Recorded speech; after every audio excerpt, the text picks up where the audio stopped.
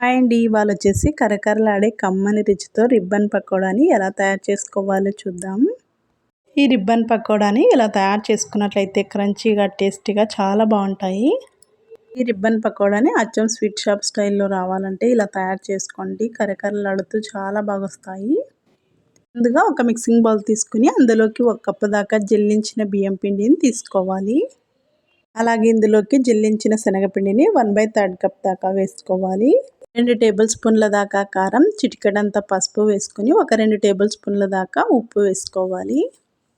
అలాగే ఇందులోకి ఒక 2 టేబుల్ స్పూన్ల దాకా తెల్ల నువ్వులు, అలాగే ఒక 1 టేబుల్ స్పూన్ దాకా జీలకర్ర, ఒక 1 టేబుల్ స్పూన్ దాకా వాము వేసుకోవాలి. ఇవన్నీ వేసుకున్న తర్వాత పిండిని ఒకసారి బాగా మిక్స్ అయ్యేలాగా కలుపుకోవాలి. పిండి అంతా బాగా మిక్స్ అయ్యేలా కలుపుకున్న తర్వాత ఇందులోకి ఒక 4 టేబుల్ స్పూన్ల దాకా వేడి చేసుకున్న ఆయిల్ని కానీ గీని కానీ వేసుకోవాలి.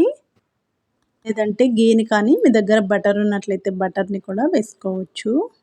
ఇలా వేసేసుకుని పిండిని బాగా మిక్స్ అయ్యేలాగా కలుపుకోవాలి. ఈ ఆయిల్ అంతా పిండికి బాగా పట్టేలాగా కలుపుకోవాలి. అప్పుడే మనకి రిబ్బన్ పకోడా చాలా క్రిస్పీగా వస్తుంది. ఇలా కలిపేసుకున్న తర్వాత ఇందులో కొంచెం కొంచెం వేడి వాటర్ని వేసుకుంటూ పిండిని కలుపుకోవాలి. ఇలా కొంచెం కొంచెం వేసుకుంటూ పిండిని కలుపుకోవాలి. మరి గట్టిగా కాకుండా అలాగని లూజ్గా కాకుండా ఈ వీడియోలో చూపించిన విధంగా ఇలా సాఫ్ట్గా కలుపుకోవాలి. ఇప్పుడు ఇలాంటి రిబ్బన్ పకోడా వేసుకునే బిళ్ళను తీసుకొని గొట్టంలో వేసుకోవాలి. అలాగే ఒక 1 టేబుల్ స్పూన్ దాకా ఆయిల్ వేసుకొని అంతా ఈవెన్గా అప్లై చేసుకోవాలి. ఇలా ఆయిల్ వేసుకోవడం వల్ల మనకి పిండి అతుక్కోకుండా ఉంటుంది. ఇప్పుడు ఎంత పిండి అయితే సరిపోతుందో అంత పిండిని కొంచెం కొంచెం తీసుకొని ఇందులోకి వేసుకోవాలి.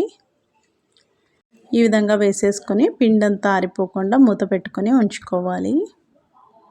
అలాగే మరొక పక్కన స్టవ్ వెలిగించి డీప్ ఫ్రైకి సరిపడా ఆయిల్ పెట్టేసుకొని ఆయిల్ని బాగా హీట్ చేసుకోవాలి.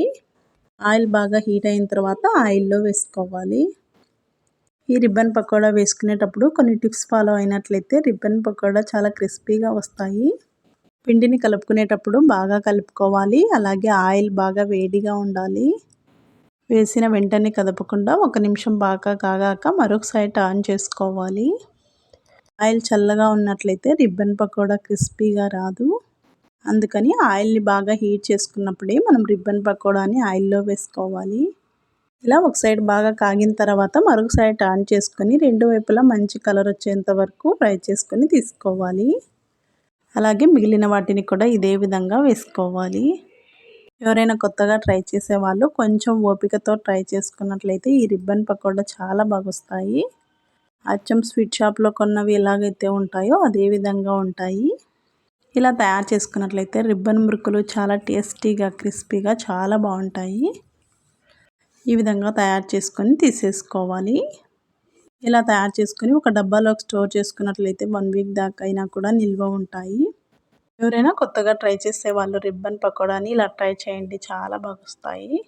చాలా సింపుల్గా తయారు చేసుకోవచ్చు. టేస్ట్ అయితే చాలా బాగుంటాయి. ఈ వీడియో మీకు నచ్చినట్లయితే ఒక లైక్ చేయండి. అలాగే సబ్స్క్రైబ్ చేసుకోండి. Thank you for watching.